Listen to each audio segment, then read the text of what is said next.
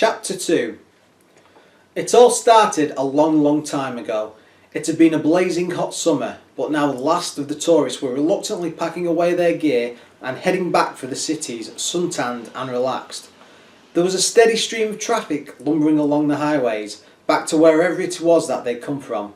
The shop owners were counting the profits, the lifeguards were boarding up the front of the beach huts, and a couple of guys calling themselves Fang and Polygon were looking forward to having their turf back to themselves once more. The season was all but over, but still the sun beat down so hot you couldn't drink enough to hold it off. There were only two ways to keep cool, and when you spent every nickel of your paycheck tinkering and tailing with your motorbike, you couldn't afford air conditioning. So you got on your bike and you rode fast, very fast. It didn't matter where you rode it to. It was just the exhilaration of roaring down roads at ridiculous speeds with the wind in your hair. It felt good. It kept you cool, and as long as you remembered to siphon enough fuel from an unsuspecting tourist camper van, it was free. If they were to be honest with themselves, that's what Fang and Polygon would tell you they did best, riding and stealing. They'd left school with nothing. They'd both completed an apprenticeship with the same mechanic in town. They'd even shared girlfriends. But things had changed, and now they both shared the same dream, to be the best rider in the country. These boys had grown up together. They'd shared everything, but now they were fighting each other. There could only be one champion. The mechanic had taught them everything there was to know about the art of motorcycle maintenance. He liked to think that he taught them a little about life too. He'd realised that the boys would only end up in jail if no one taught them a trade, so he'd then taken them under his wing. He'd been a fairly successful speedway racer in his day, and he also saw their obvious potential as professional racers. To start with, he'd entered them in local circuit races. If nothing else, it was good publicity for the garage, and before too long they'd started winning. Their bikes were nothing special when compared to those used by some of the other racers, but growing up in the sticks had developed in Fang and Polygon a natural instinct for road racing. They could power along twisting narrow lanes as if they were motorways. They could take bumps at full speed and hang in the air like phantoms before crunching back into the grit 10 yards ahead of any rival who'd previously been alongside them. Maybe it was just because they had nothing really to live for, or maybe it was just that they only felt truly alive when swallowing mile after mile of baking concrete at 150 miles per hour, but they were fast. As their skills developed, the mechanic spent less time in the workshop and more time managing his two protégés. Apart from towing away the occasional tourist who ran out of fuel on the interstate, he devoted his energies to calming the two riders. They had raw talent, sure, but he knew they'd end up as concrete fodder if they didn't learn to harness their energies. You can be the fastest rider in the country, he told them. You can have the reflexes of a world-class boxer and know a road better than the guys who laid it, but all it takes is one dozy driver in a pickup truck to pull out in front of you, or fall asleep at the wheel, and no amount of skill on earth will save you. But Fang and Polygon chose not to listen.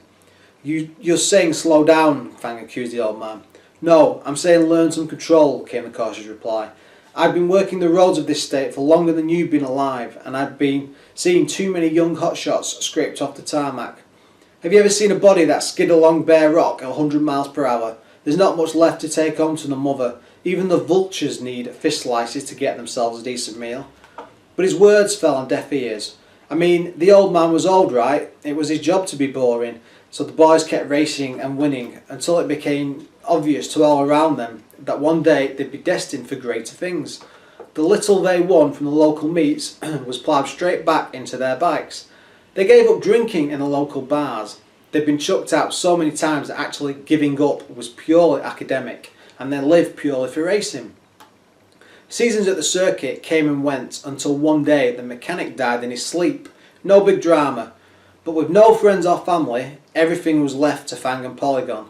The garage business was worthless. Business had been left to run down, but the mechanic left something of extreme value to the two men. His motorbike. It was an old bike, but maintained in perfect running order. Lovingly tweaked and tailored over the years, this monster could outride anything that Fang and Polygon's bikes were capable of. They'd never seen the old mechanic ride out on it, and they'd certainly never even dared to ask for a ride themselves, but this was a racer's dream. It was sleek, smooth and tuned to perfection, a raw, uninhibited speed machine. With this bike, both riders could clean up and they both knew it. But who was going to receive it? Selling it and sharing the proceeds was out of the question. Both riders couldn't live with the idea of any other guy on this machine. Besides, how could you value a bike like this? No country in the world would pose it as street legal. And who would pay a large amount of hard cash for a machine that had to be ridden at speeds that made wiping out a real possibility? There were plenty of cheaper ways to commit suicide. No, this bike was special. This bike represented a lifetime of expertise and loving care. This bike was a pure one-off and both Fang and Polygon wanted it.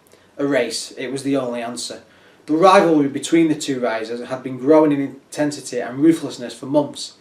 Now it was time to finish it once and for all. The date was set, a showdown to be held after the evening's racing had finished at the local track.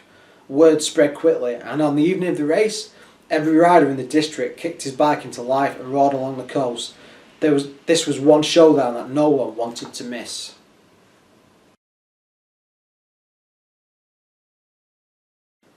Chapter 3. Slater shifted his position on the cell's only bed. He didn't offer me a chance to sit down. Pausing only to reflectively inspect his well-chewed piece of gum, he continued his story. The sun sank in the west as the hour of the race grew closer. The two riders hadn't spoken in days, and the tension around the track could be felt by all around. The distant thunder of more and more bikes descending on the track from all around the district could be heard in between the sharp, screaming bursts of those bikes already racing around the circuit. It was a beautiful night. The breeze was cool, breathing fresh air through the sun-baked trees and buildings of the coastline. But Fang and Polygon paid no attention. They weren't racing for the prize of the old man's bike. There was more to it than that, a lot more. Tonight would see the end to a rivalry that had become bitter to the point of open hostility. Both riders had been cautioned several times for violence on and off the track. Chase an opportunity around a bend, kick down a gear and accelerate out into the straight. Just a second before he did, then pull alongside. A quick nudge, barely a scraping of foot pegs, just before the other rider has finished coming out of the curve, was then enough to send even the weariest of opponents sprawling. It was easy, like stealing candy from a baby. So your opponent takes a fall, big deal. Wasn't that all part of the sport? And if he's not man enough to take it, or if he cut corners when it came to wearing decent protective gear, then that's just his own fault, right? That's the way Fang and Polygon raced, man to man. First past the winning post is the victor, with no prizes for second. But the two riders had avoided racing each other for a while.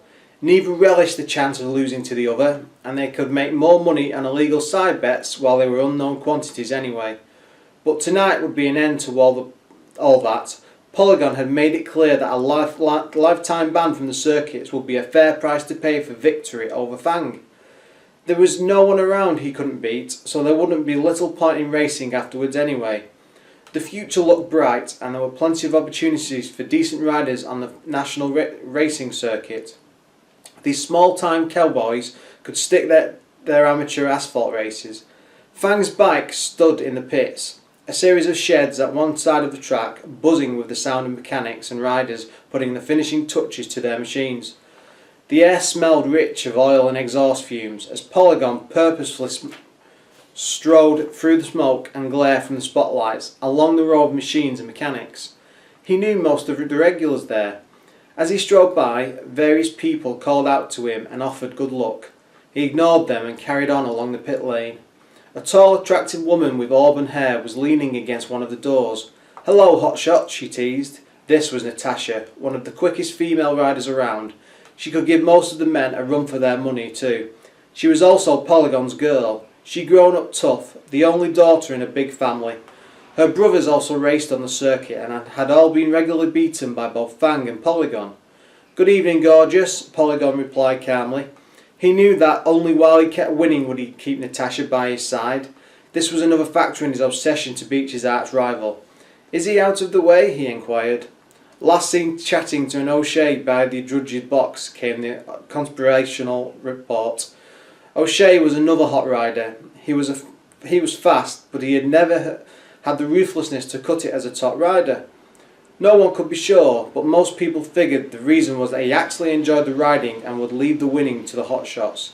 Either that, or he actually liked life too much and didn't fancy ending it spread over a couple of 100 yards of asphalt.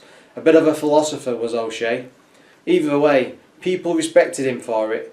He would always offer a word of advice, even if it wasn't exactly what you wanted to hear. As Polygon and Natasha gazed from over the other side of the track, they could see that O'Shea and Fang were deep in conversation. "He can get all the advice he wants," muttered Polygon, "but it's not going to help him tonight," he added under his breath. Come on, it's now or never," urged Natasha, moving close behind him and following his gaze across the track. "He'll be back soon." And with that, the two figures glanced around and moved off. Nobody noticed them entering Fang's pit stop. All eyes were busy attending to their own bikes. Silently, the two of them got to work. Closing the doors behind her, Natasha followed Polygon into the gloom of the garage. A neon light fizzled on overhead. As Polygon knelt down at the side of Fang's race-prepared bike, he reached inside his pocket and withdrew a small pair of wire cutters. Pausing only to look around, Polygon winked at Natasha and then got to work. "Quickly," she whispered, "he's on his way back." A couple of snips, not all the way through, but halfway through the brake cable of Fang's bike, and Polygon was finished. "It's done," he whispered and stood up. Natasha had already killed the light and was peering through a crack in the doors. She gave the thumbs up, and the couple stealthily escaped back out into the floodlit, smoky haze of the stadium. The door had just fallen closed behind them, when from around the corner they heard the voices of Fang and O'Shea returning. The two rivals practically walked straight into each other. They gazed fixedly into each other's eyes. There was 15 minutes to go before the start of the race. Without saying a word, the two pairs walked away in opposite directions. Natasha and Polygon waited for the sound of Fang's bike getting kicked into life. The roar of his engine signalled his departure, and Fang raced out of the pits towards the starting line. Natasha and Polygon turned to each other and smiled. It was time to finish this business once and for all. After walking swiftly to his own pits, Polygon leapt onto his own bike and was soon following Fang's trail towards the starting line. Apart from the deep rumbling of two engines revving side by side on the starting line, the circuit was silent. "Good luck, buddy," sneered Polygon. Fang turned and stared at his rival. "You'll need it," muttered Polygon. Yeah, bite me," sneered his opponent. The starter raised his flag. Both riders revved hard and then the flag dropped. Both engines screamed and the two riders surged forward. The race had begun.